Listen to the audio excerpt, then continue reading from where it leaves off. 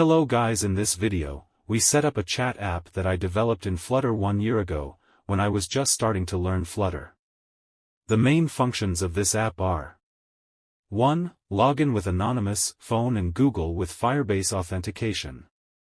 2. Use a real-time database to store data. 3. Firebase push notification. 4. The light and dark theme.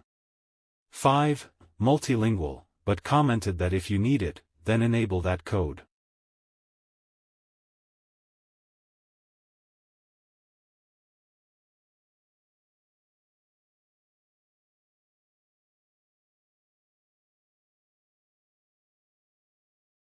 Create Firebase project with name of chat.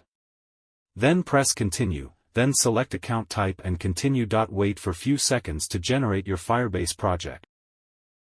Firebase project in enable authentication, a real-time database, storage, and messaging. Download GitHub project from download link provided in video description and also follow me on GitHub for latest Flutter source. Now create Android and iOS app in your Firebase project and connect with your project.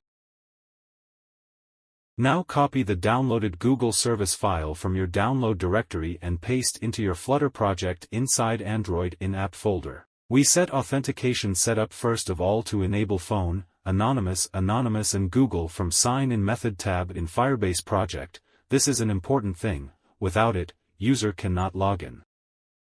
Real-time fake table setup in the Firebase database is very helpful when a user finds friends at random. If the user finds a friend within 15 seconds, the user displays any other users.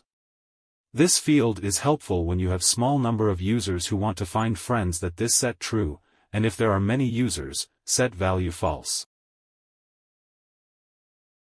Now open Android project of your Flutter project and navigate to Gradle section, type signing report and press enter. Now copy SHA-1 and SHA-256 key and paste inside your Firebase Android app fingerprint section.